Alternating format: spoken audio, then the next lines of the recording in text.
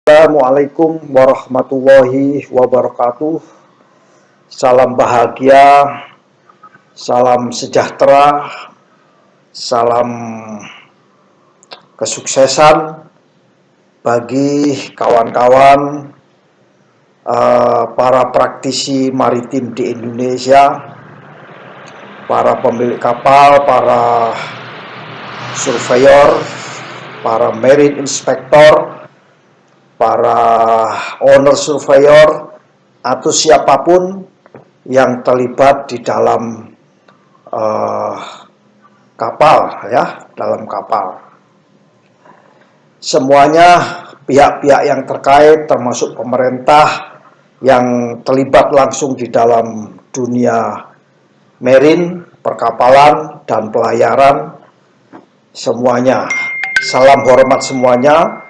Salam bahagia.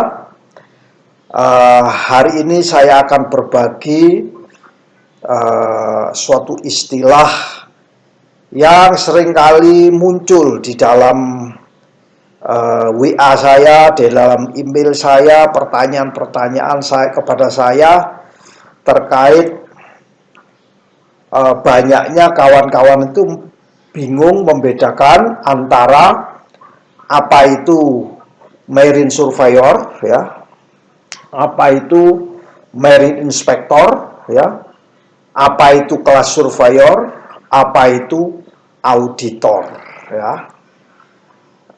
Pada kesempatan ini saya akan membahas satu persatu agar kita semua memahami hal ini, ya. Meskipun ilmu saya terbatas, namun ini bisa menjadikan bekal bagi kita semua di dalam menggeluti di dalam ilmu perkapalan maupun bertugas di dalam ilmu perkapalan, bertugas pada bidangnya masing-masing. Kawan-kawan semua, ya, ini pertanyaan banyak ke saya, ini pertanyaan.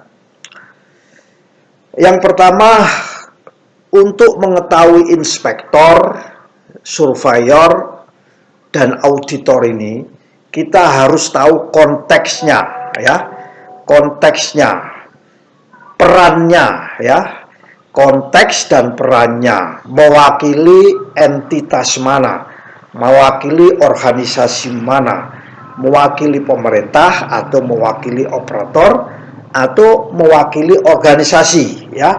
Itu semua bisa disebut surveyor, bisa disebut inspektor, bisa disebut juga sebagai auditor. Nah, ini kita harus pelan-pelan. Yang pertama, kita harus tahu perannya. Nah, sekarang peran namanya inspektor. Inspektor itu dalam bahasa Indonesia disebut pengawas, ya, pengawas. Apakah surveyor itu juga pengawas? Ya, surveyor juga pengawas, tapi diperankan sebagai pemeriksa, sebagai pemeriksa. Yang kedua, tool yang dipakai, ya, tool di sini artinya tool regulasi atau tool aturan, ya. Biasanya inspektor itu adalah yang menjadikan tool adalah regulasi, ya, baik itu regulasi internasional maupun regulasi nasional, ya, regulasi nasional. Makanya kawan-kawan dari Kementerian di Perhubungan itu menyebut dirinya sebagai marine inspector, ya, bukan marine surveyor, bukan, karena tool yang dipakai adalah acuan, referensi yang dipakai adalah regulasi internasional, misalnya IMO, misalnya ILO, misalnya dalam hal memeriksa MLC dan sebagainya. So dia beliau-beliau itu disebut, ya, disebut sebagai marine inspector. Surveyor apa? Surveyor biasanya mewakili organisasi, misalnya badan klasifikasi, ya, badan klasifikasi, baik itu badan klasifikasi yang tergabung di dalam dunia internasional, namanya International Association of Classification Society, atau badan klasifikasi nasional ya. Dan itu misalnya Biro Klasifikasi Indonesia ya, badan klasifikasi milik bangsa Indonesia, namanya Biro Klasifikasi Indonesia. Ada juga asosiasi tingkat regional, misalnya the Association of Asian Classification Society ya, namanya ACS ya. Namun itu hanya sekedar perkumpulan saja. Yang dimaksud di sini surveyor adalah milik badan klasifikasi. Entitasnya entitas klasifikasi. Dia memeriksa kapal, toolnya adalah rule ya. Toolnya adalah rule ya. Toolnya bukan regulasi. Rule yang dibikin sendiri. Rule yang dipayungi dengan mutu yang dia miliki ya, misalnya ISO atau QS CS ya, untuk badan klasifikasi yang sudah menjadi anggota AYAX. Meskipun bukan menjadi anggota AYAX, bisa menggunakan mutu ya, quality controlnya bisa menggunakan quality standarnya bisa menggunakan QSCS ya. Jangankan yang bukan anggota, yang sudah menjadi anggota AYAX pun, bila diaudit tidak komplain dengan QSCS, maka pada periode tertentu pun, meskipun anggota AYAX, pada saat itu dia tidak bisa memerankan dirinya sebagai anggota AYAX. Namun biasanya pada certain waktu tertentu saja tidak komplain, kemudian dibuat komplain kembali. Kawan-kawan semua, bahwa surveyor, marine inspector, dan auditor ini kita lihat perannya. Sedangkan auditor itu adalah yang memeriksa mutu ya. Dia bukan surveyor, bukan inspektor, tapi dia memeriksa mutu daripada yang diperiksa ya, quality-nya, manajemennya diperiksa, itu namanya auditor ya. Kita auditor. Tiga-tiganya ini adalah pihak ketiga. Ya, semuanya menyebut dirinya sebagai pihak ketiga. Kawan-kawan semua, singkatnya demikian, bahwa mereka bekerja mewakili instansi mana, mereka bekerja mewakili organisasi mana, mereka bekerja mewakili perusahaan mana. Mereka berpihak atas nama order atau instruksi dari entitas mana. Itu adalah singkatnya. Sehingga mereka bisa menyebut dirinya menjadi inspektor, surveyor, maupun auditor ya. Sekarang kita mulai dari inspektor dulu. Namanya marine inspector. Nah, kalau pemerintah biasanya menyebut dirinya marine inspector, dibagi menjadi dua, yaitu flag state inspector ya, yang membuat regulasi ya, yang mengeluarkan sertifikat ya. Kalau sudah comply dengan regulasi yang sudah dibuat, kemudian diverifikasi, maka dikeluarkanlah sertifikat. Itu adalah flag state inspector. Jadi marine inspector dibagi lagi namanya flag state inspector. Ada namanya port state inspector. Nah, port state inspector ini adalah biasanya memeriksa suatu kapal yang mengibarkan suatu bendera ya, mengibarkan suatu bendera suatu negara, dan diperiksa oleh port state inspector ya. Port state inspector. Biasanya port state ini tidak akan memeriksa kapal dari negaranya sendiri, biasanya memeriksa dari kapal dari luar negeri. Dikenal secara umum yaitu port state control officer ya, dikenal dengan Posted Control Officer. Nah, sama dengan Posted Inspector, itu sama. Jadi kita sudah mengenal dua. Pemerintah itu ada yang menyatakan dirinya adalah officer dan menyebut dirinya adalah inspektor. Kalau inspektor, officer yang bertugas untuk mengawasi. Kalau posted control officer juga bertugas untuk mengawasi. Dia menyebut dirinya sebagai officer. Kemudian yang auditor. Ya, auditor itu biasanya mempunyai suatu standar quality standar tertentu, misalnya QSCS atau ISO 9001, ISO bla bla bla, ISO di-verify. Verifikatornya ini disebut auditor, ya, auditor. Jadi kita harus bisa membedakan apa itu inspektor, apa itu officer, apa itu surveyor, dan apa itu auditor, ya. Kita ambil contoh misalnya auditor ISM code, ya. Referensinya adalah ISM code.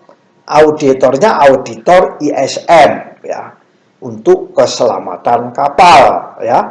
Auditor ISPS code, maka dia adalah auditor dengan acuannya adalah International Ship and Port Facility Security Code. Jadi dia menyebut dirinya sebagai auditor, ya. Auditor ini ada dua, untuk kapal dan untuk pelabuhan. Demikian juga untuk ISM code, ISM auditor, ada auditor untuk kapal dan auditor untuk perusahaan pelayaran. Nah, objeknya, ya, objeknya yang diaudit di kapal itu adalah yang pertama kapten kapal, ya. Kapten kapal itu padahal kapten kapal juga teman-temannya, inspektor ini kadang-kadang juga berasal dari pelaut, mantan pelaut. Teman-temannya diaudit. Perangkatnya misalnya KKM, officer, dan jajaran organisasi kepelautannya yang ada di dalam kapal juga menjadi objek yang akan diaudit, diperiksa, ya. Diaudit, ya. Termasuk kondisi kapalnya akan diaudit, manajemen yang ada di kapalnya diaudit, manajemen yang ada di kantor pusatnya diaudit, ya. Itu namanya auditor, menjadi objek daripada audit. Tujuannya tiga di IMO itu, untuk keselamatan, pelindungan lingkungan, menjaga keselamatan penumpang, pelaut, ABK, ya. Kemudian pencemaran, ya, itu. Kargo, menyelamatkan kargo, itu. Audit di situ letaknya. Setiap inspektor berkunjung ke kapal, ya, setiap inspektor yang berkunjung ke kapal biasanya memperkenalkan dirinya dan menjelaskan perannya di atas kapal itu, ya, menjelaskan dirinya, fungsinya sebagai apa, perannya sebagai apa, itu menjelaskan. Dari situ bisa kita tangkap bahwa dia adalah inspektor. Kemudian yang tadi kita sebut sebagai flag state inspector itu adalah referensinya, tool yang dipakai adalah 10 mandatory instrument, ya, 10 mandatory instrument. Bila kita terjun di dalam bisnis pelayaran, bisnis perkapalan, bisnis galangan, bisnis konsultan kapal, maka 10 mandatory instrument itu harus kita miliki. Yang pertama, 10 mandatory instruments. Yang pertama adalah SOLAS, Safety of Life at Sea. Yang kedua adalah MARPOL, yaitu Marine Pollution. Yang ketiga adalah Load Line, yaitu garis muat. Yang keempat STCW, ya. Kemudian yang kelima adalah tonnage measurement, ya, international tonnage measurement. Keenam adalah call rate, ya.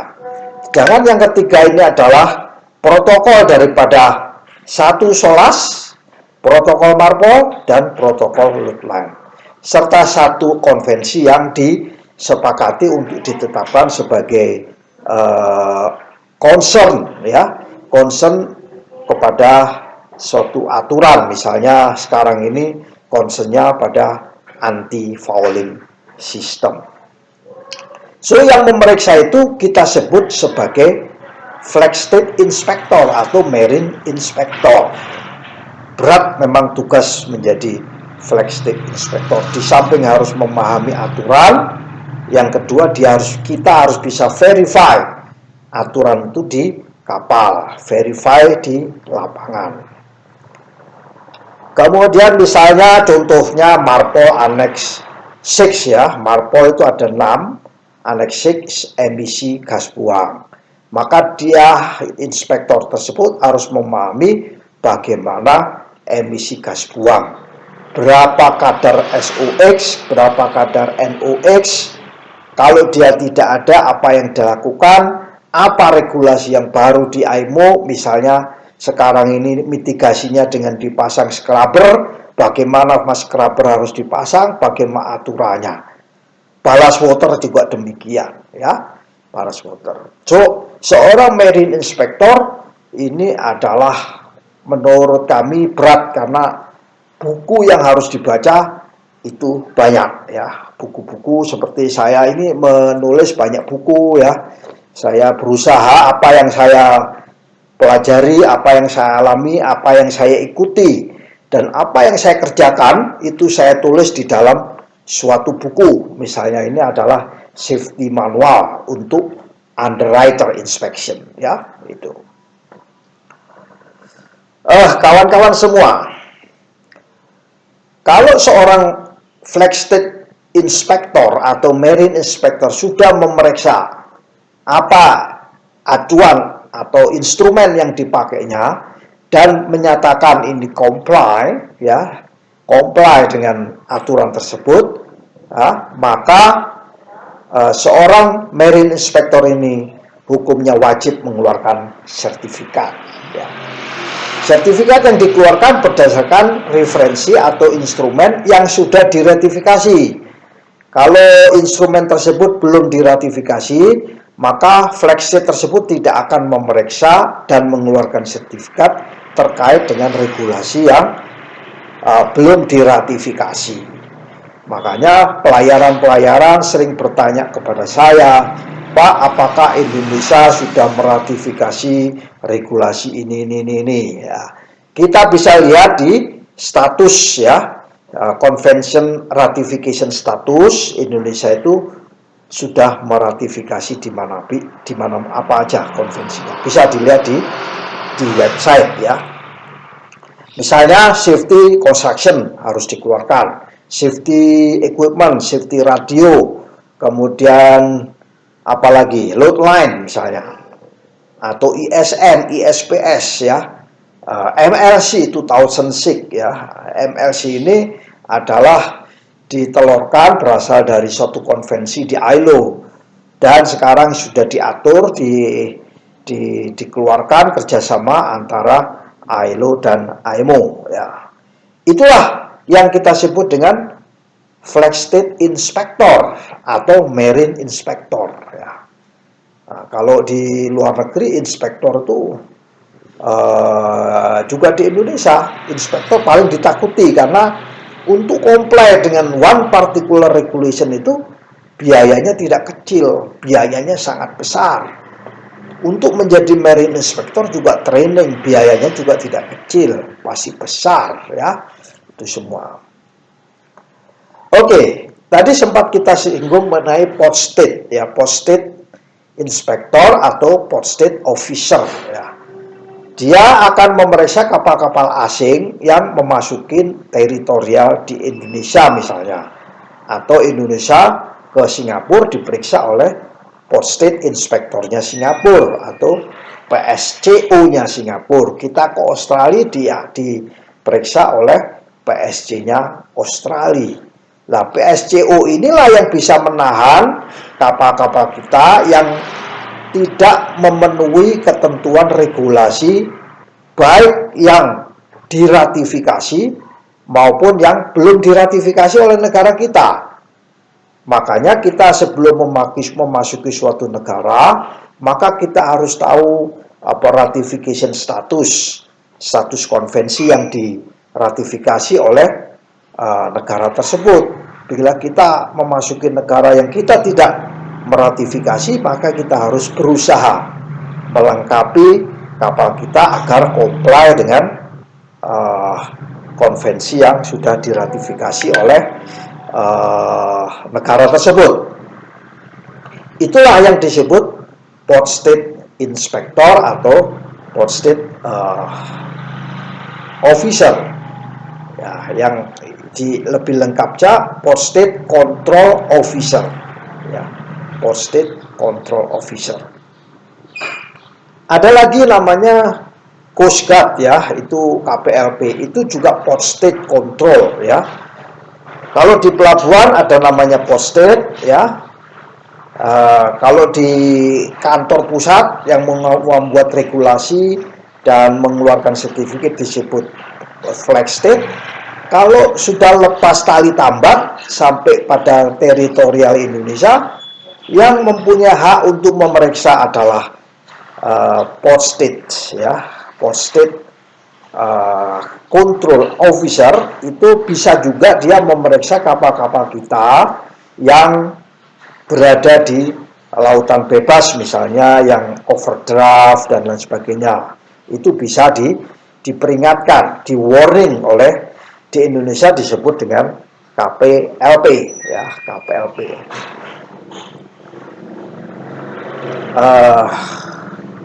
Ini ada pertanyaan lagi, Pak, apakah Flag State dapat menarik sertifikatnya? Ya, bisa saja kalau kita dinyatakan tidak comply dan sulit untuk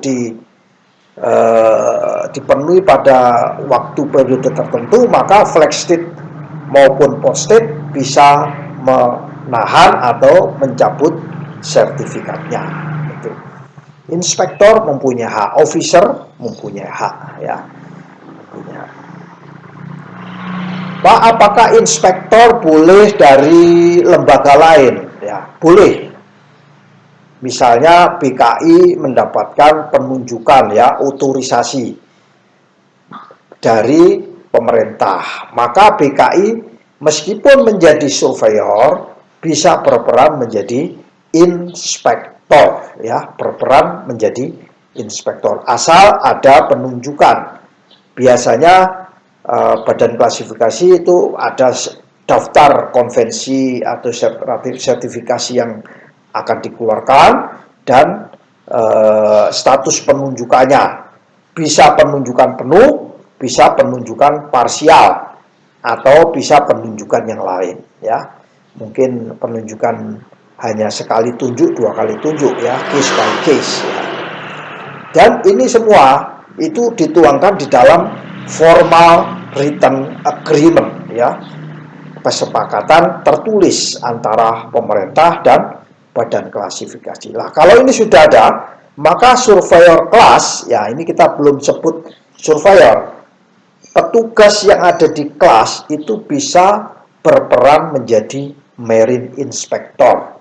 Bedanya cuma satu, inspektor yang dari surveyor tadi atau dari kelas, hukumnya wajib melaporkan kepada pemerintah apa yang sudah diperiksa, sertifikat apa yang sudah dikeluarkan, harus secara berkala memberikan laporan kepada pemerintah.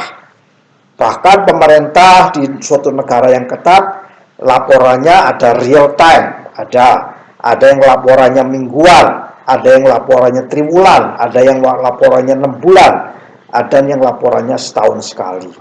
Dan ada pula pemerintah itu yang mengaudit atas apa yang kita telah diberikan otorisasi, diaudit tanpa melalui satu pemberitahuan atau dengan suatu pemberitahuan.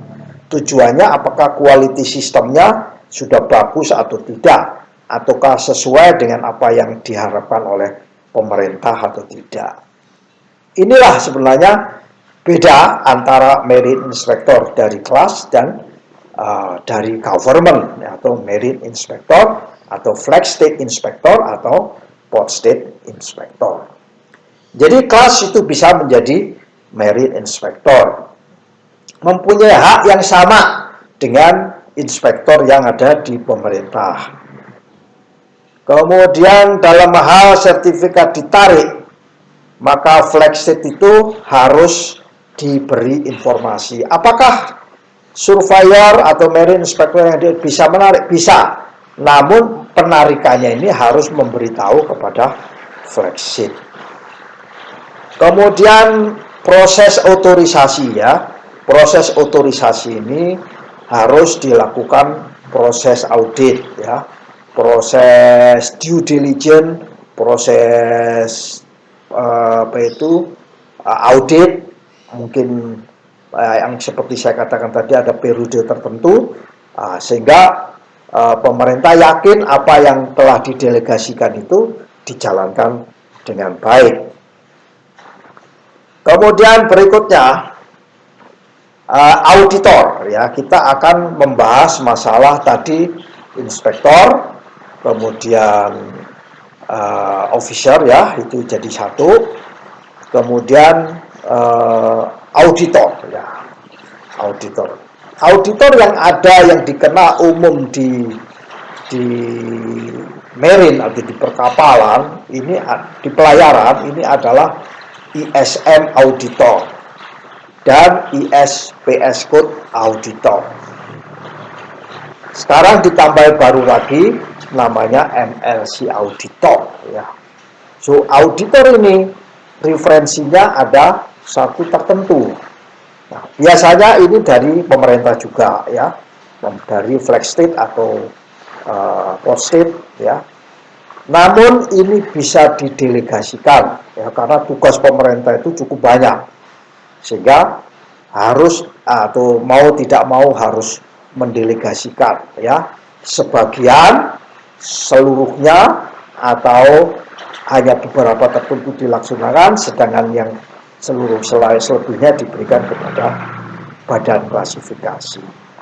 Diatur dalam satu code tertentu namanya Recognized Organization Code atau RO Code, sudah diatur semuanya, dan itu tidak ada semuanya tertera apa saja yang harus dipenuhi sebagai seorang badan klasifikasi untuk menjadi RO Code. Ya, proses auditnya gampang, yaitu apakah kita menguasai di bidang regulasi, ataukah kita bisa memberikan pemeriksaan surveinya, apakah kompeten ya, auditornya kompeten, auditornya kompeten di bidang apa itu regulasi-regulasi tersebut, ataukah mempunyai pengalaman. Biasanya kelas surveyor yang sudah berpengalaman bisa menjadi auditor ISM atau auditor ISPS. Refernya apa? Refernya 10 mandatory instrumen, SOLAS dan kawan-kawannya. Nah, kalau suatu kapal misalnya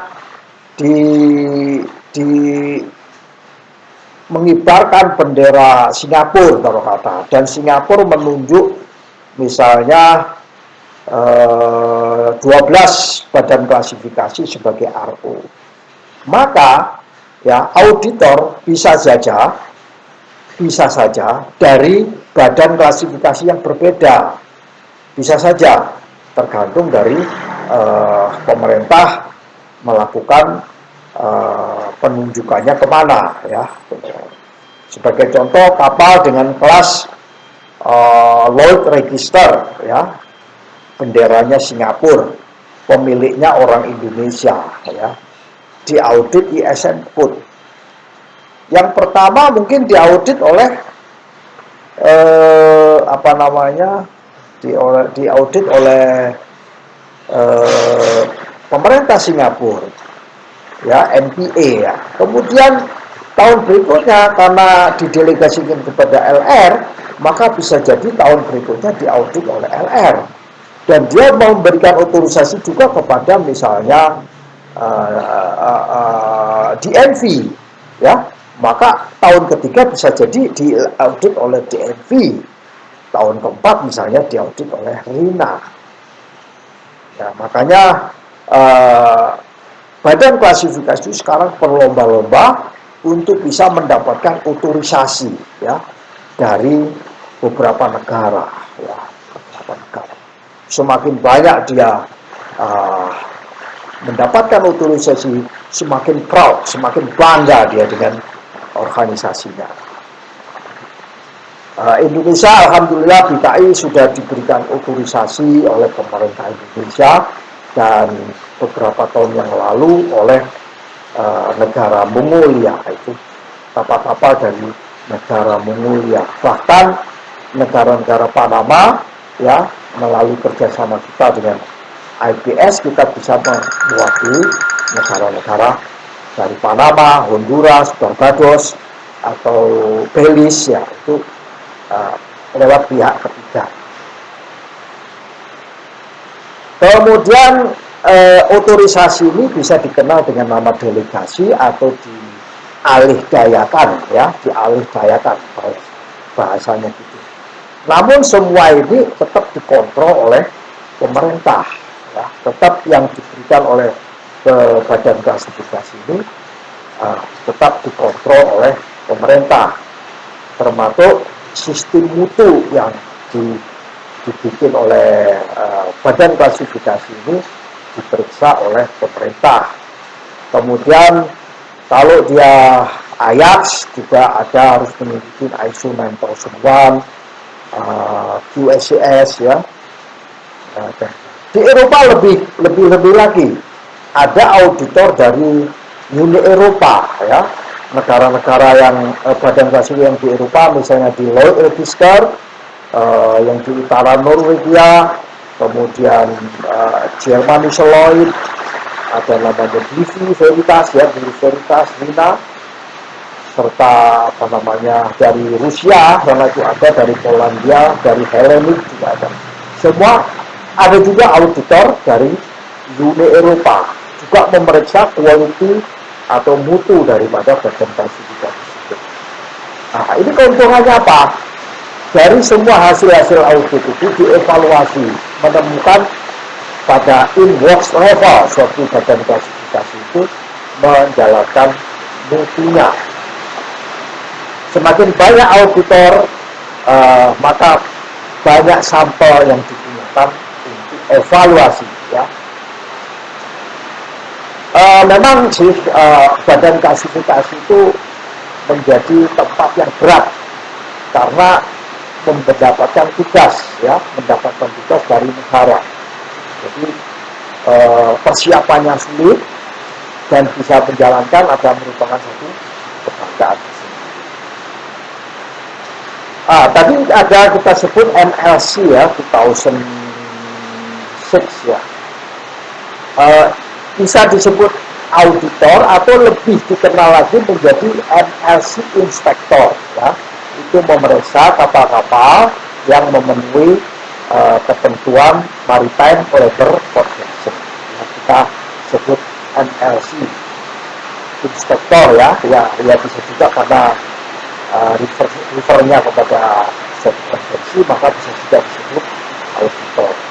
Namun di dunia dikenal dengan MLC inspektor, ya, karena konvensi ini ditelurkan, ya, yang mempunyai konvensi aslinya itu ILO dan diatur dan disusun bersama-sama oleh ILO dan IMO, ya. Dan auditornya ini bisa dari pemerintah dan juga bisa dari badan klasifikasi. Nah, kita menginjak apa itu surveyor. Surveyor seperti yang saya jelaskan dari awal, yaitu referensinya adalah rule. Makanya setiap kelas itu harus menyusun rule-nya sendiri-sendiri, ya. Kita menyusun rule-nya sendiri-sendiri, mempunyai unifikasi sendiri-sendiri. Bisa mengadopsi, tetapi proses adopsi menjadi rule itu menjadi unique their own rule, ya. Semua kelas mempunyai rule Dan surveyor kelas ini biasanya mewakili organisasi kelas.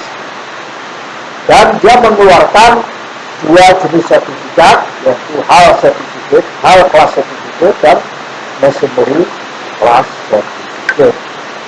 Dibandingkan dengan pemerintah yang begitu banyak, kelas hanya menerbitkan dua. Bahkan pernah saya baca di beberapa negara itu mengeluarkan sebanyak 26 sertifikat pemerintah, dan kelasnya hanya mengeluarkan dua sertifikat. Namun dua sertifikat kelas ini berpengaruh berat kepada sertifikat yang terkait dengan konstruksi yang dikeluarkan pemerintah, yaitu safety construction. Kalau sertifikat kelasnya mati, maka safety construction-nya mati. Sehingga SOLAS mewajibkan adanya sertifikat kelas. Bangga ya, saya pribadi berasal dari kelas ya, Biro Klasifikasi Indonesia. Bangga karena sertifikat kelas kita itu diacu oleh suatu sertifikat namanya safety construction yang dikeluarkan oleh pemerintah. Dan kita simbiosis mutualisme ya, simbiosis dua-dua lembaga ini, lembaga kelas maupun pemerintah, biasanya bersama-sama, bekerja bersama-sama. Tidak ada yang hierarkinya tinggi dan tidak ada yang hierarkinya rendah. Namun tetap yang namanya pemerintah itu adalah mempunyai titel namanya otoritas yang mempunyai kewenangan. Kelas juga bisa mempunyai otoritas kalau diberikan kewenangan. Dan kalau dia terjun pada bidangnya sendiri, hanya pada bidang construction and machinery saja. Sertifikat kelas tersebut dapat ditarik oleh kelas. Pemerintah tidak bisa menarik sertifikat kelas. Pemerintah hanya bisa menarik sertifikat statutory yang dikeluarkan oleh pemerintah. Kawan-kawan semua, siapa saja yang bisa menjadi badan personil daripada surveyor? Dulu tahun 1760 itu awalnya Lloyd Register, ya, dulu saya pernah magang di sana. Itu yang pertama kali menjadi surveyor itu adalah kapten kapal. Banyak pelaut-pelaut yang menjadi kapten kapal. Namun seiring perjalanan zaman, banyak sekolah-sekolah terkait perkapalan. Di ITS itu ada teknik perkapalan, teknik sistem, teknik kelautan. Di UNHAS ya, di UNDIP ada juga di UI, di UPN ya, di UNSADA semuanya. Di UNPATI juga ada. INTAX juga ada di Hang Tuah, ada banyak yang perkapalan, naval arsitek itu bisa menjadi surveyor. Tidak saja itu, dari bidang mesin juga bisa menjadi engineering, insinyur permesinan juga bisa menjadi surveyor, insinyur elektrolistrik juga. Namun di titik biasanya kelas itu melakukan suatu pendidikan yang disebut dengan induction training dan refreshment training. Itu harus dilakukan oleh pihak badan klasifikasi. So bisa jadi mantan pelaut, bisa mantan KKM, naval arsitek ya. Kawan-kawan semua, untuk badan klasifikasi ini kembali kita sebut menyebut dirinya sebagai surveyor, bukan menyebut dirinya sebagai. Ada Pak, di dalam umum itu adalah menyebutkan dengan owner surveyor. Nah, itu mewakili entitas organisasi pelayaran. Ada yang menyebut dirinya superintendent, marine superintendent, berarti dia mewakili suatu entitas. Nanti ada surveyor-surveyor yang lainnya. Kemudian kalau kelas ini fokusnya pada konstruksi kapal, kekebalan plat, tangan, pakling, NBT yang berkaitan dengan konstruksi, permesinan, overhaul engine, ringsatnya bagaimana, connecting woodnya bagaimana, bearingnya bagaimana, pistonnya bagaimana, linernya bagaimana, termasuk piston ringnya bagaimana, kompresinya bagaimana, valve-nya, tujuan valve-nya bagaimana, temperature-nya bagaimana. itu semua diperiksa oleh surveyor, bukan inspektor. Nah, pihak yang ketiga, ya, surveyor untuk meminta data itu bisa meminta sebagai independent marine surveyor atau independent marine inspector. Lah itu sudah ringnya sudah ring kedua. Ada namanya independent marine surveyor, independent marine inspector, itu di luar surveyor kelas. Tadi sudah kita sebutkan mengenai posture control. Saya kembali lagi kepada posture control, ya. Posture control itu sesuai dengan resolusi IMO itu yang bisa menahan kapal, ya, menahan kapal untuk tidak berlayar kalau di dalam negeri sepanjang itu tidak bisa carry out, itu dilakukan oleh Sabandar. Kalau kapal-kapal luar negeri ditahan oleh PSCO, ya, PSCO. PSCO ini yang paling strict, yang dekat kita ini ada namanya Australia, ya, Singapura juga strict, dan India, ya, kita itu juga strict. Oleh karena itu kita menjadi pelayaran yang kapalnya kita ke luar negeri itu biasanya yang PSC itu nggak punya waktu banyak, waktunya relatif sebentar dibandingkan dengan kelas surveyor, dibandingkan dengan marine inspector atau flagship inspector, posture inspector. PSC ini waktunya sangat kecil dan tidak boleh ada penundaan. Sehingga yang dimainkan oleh PSG itu adalah CIC, Concentrated Inspection Campaign. Pada saat itu kita fokus di mana saja yang bisa kita periksa, sehingga kita bisa fokus dari seluruh item 10 mandatory instrument tadi, kita fokus kemana untuk bisa memeriksa kapal. Namun tidak hanya memeriksa begitu saja, ada strateginya. 5 strategi, ya, bagi kapal-kapal kita yang keluar negeri pasti dilakukan. Seorang PSCO akan menjalankan 5 strategi. Ini catatan yang pernah saya terima. Yang pertama, mengesankan tampilan kapal. Jadi kalau kapal kita sudah karatan, terjadi banyak rusting, corrosion banyak, catnya juga tidak begitu bersih, itu menjadi kesan pertama tampilannya. Oh, ini going to be detail, ya, going to be clear ground untuk ditahan. Jadi jangan sampai kapal-kapal kita yang keluar negeri itu mempunyai tampilan atau kesan yang luar, ya, kesan luarnya yang kurang begitu baik. Yang kedua, PSC ini biasanya melakukan apa yang disebut dengan memeriksa gangway, ya, gang atau akses. Aksesnya saja sudah tidak benar, maka bound to be, oh, ini bisa berpotensi kapal ini ditahan, ya, di gangway-nya itu bisa ditahan. Kemudian koridor-koridor kapal itu, jalan dari akses gangway sampai ke deck.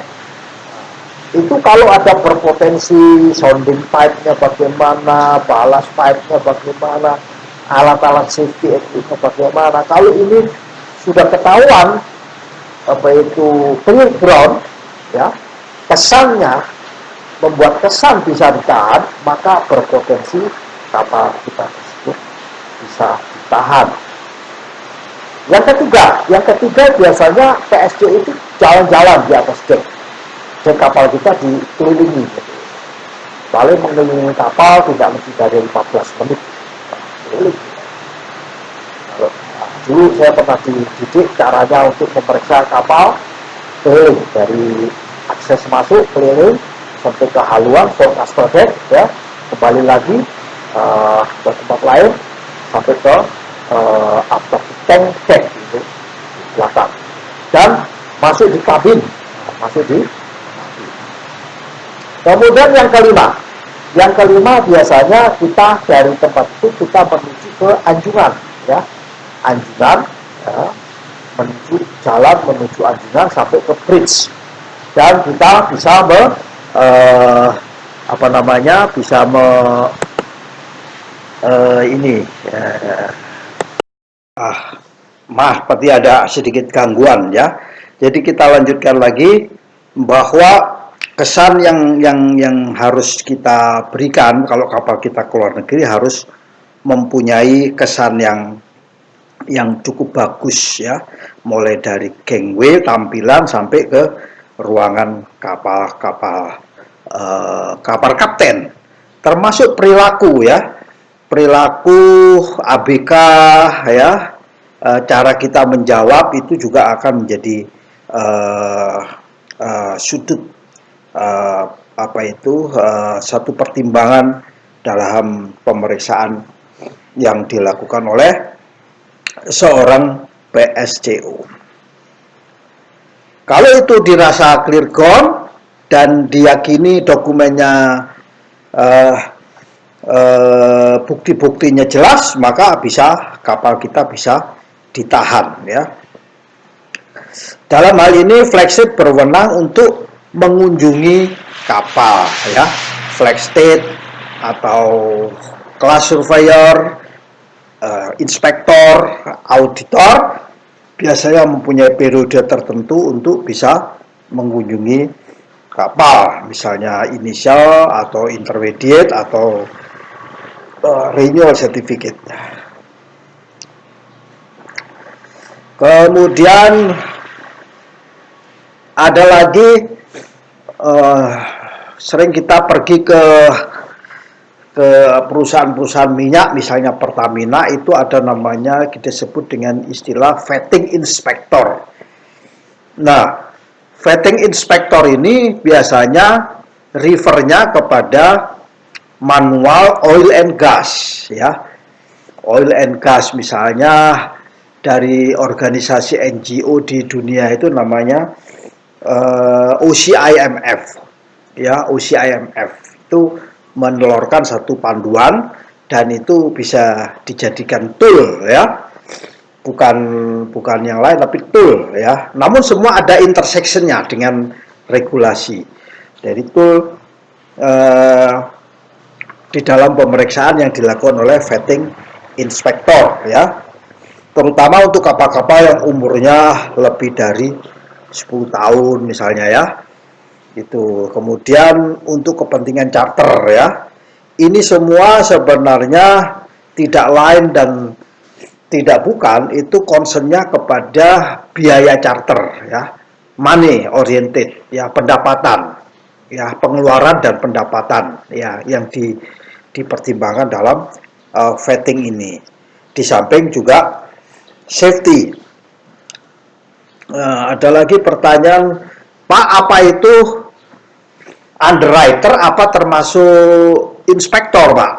Ya, underwriter termasuk inspektor. Lah, ini buku saya ini itu mengenai underwriter, ya. Underwriter ini. Underwriter yaitu Safety Manual and Handbook of Underwriting Inspection. Jadi bagaimana cara menginspeksi kapal, ya. Ini berkaitan dengan underwriter. Underwriter ini unik, agak unik sekali, ya. Ada agak sedikit unik. Apa itu underwriter? Di sini dikatakan underwriter itu adalah inspektor juga, pengawas juga, ya. Pengawas juga. Cuman dia bekerja berdasarkan perusahaan penjamin, ya, penjamin emisi, ya, bekerja mewakili perusahaan yang menjamin suatu emisi atau berurusan dengan financial, biasanya finance, yang terkait dengan finance. Underwriter itu bekerja biasanya terjadinya adanya satu kasus besar, misalnya terjadinya kecelakaan atau dispute antara satu pihak dengan pihak lain, itu biasanya underwriting. Pemilik kapal itu bisa mengundang surveyor untuk bisa menjadi independen, ya, bisa menjadi underwriter juga surveyor itu. Itulah yang kita sebut dengan underwriter, ya. Kemudian ada lagi inspektor atau surveyor dari third party. Biasanya ini disebut independen, ya, surveyor yang independen. Nah, konsultan-konsultan kapal itu kebanyakan independen. Dia tidak berpihak kepada siapapun. Dia berpihak kalau dia dibayar atau di on behalf of, ya. Misalnya dia mewakili pihak shipper, ya, maka dia akan memeriksa segala sesuatu yang terkait dengan muatan. Mungkin dia on behalf of pemilik kapal, maka dia memeriksa kapal on behalf of pemilik kapal. Biasanya pemilik kapal mempunyai OS sendiri, owner surveyor atau owner superintendent, ya, itu punya sendiri. Terkait juga dengan sewa menyewa, ya, misalnya antara pihak A dan pihak B, pihak A penyewanya atau shippernya, pihak B adalah pemilik kapal, maka ada suatu kontrak, ya. Kontrak ini didasarkan pada hasil report dari third party marine inspector. Nah, itu juga dikategorikan sebagai inspektor. Ada lagi inspektor yang lain, misalnya inspektor limbah, misalnya limbah B3, ya. Ada juga inspektor karantina, ya, karantina kapal yang membawa binatang atau kesehatan lah. Sekarang ini ada COVID, ada inspektor juga itu COVID-19, itu sebenarnya dia juga disebut sebagai inspektor. Polisi terkait dengan kriminal, ya, itu juga inspektor, ya.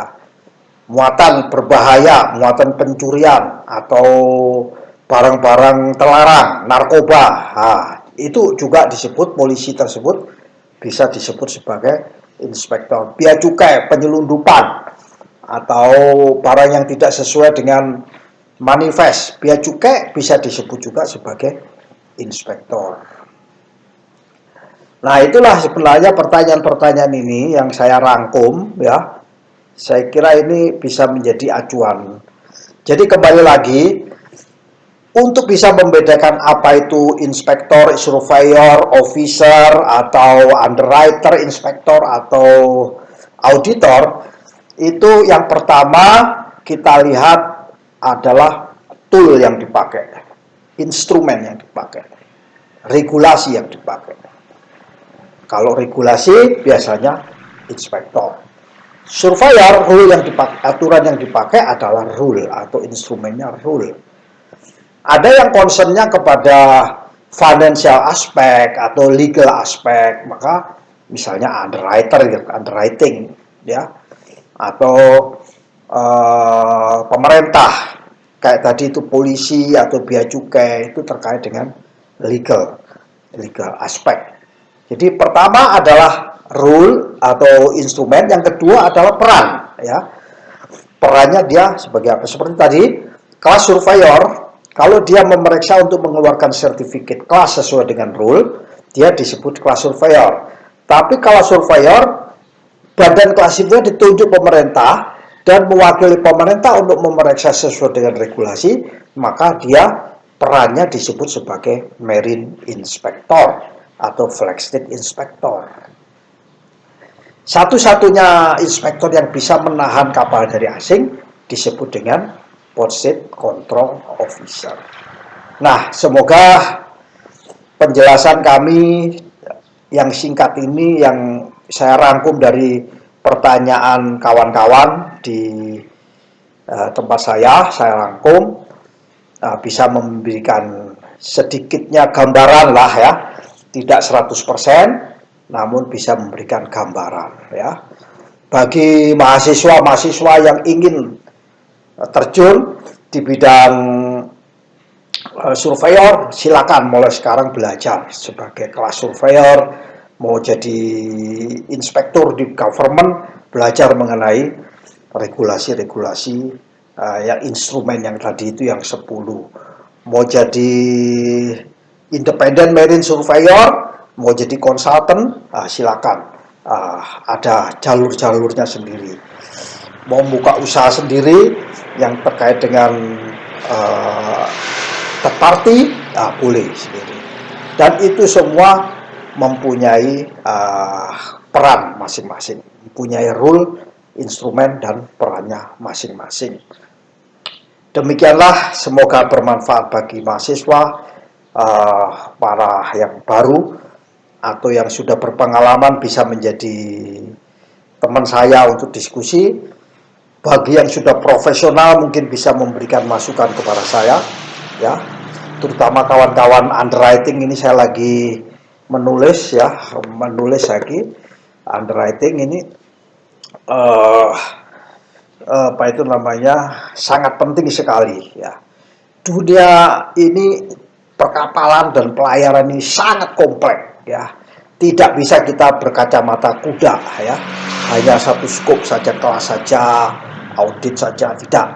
Tapi seluruhnya ya, mulai dari akademis, kemudian konsultan, mulai dari galangan kapal, pelayaran, charter, broker, government, pihak ketiga, insurans, perbankan, finance, semua, termasuk yang saya geluti beberapa tahun yang lalu, namanya maritime policy.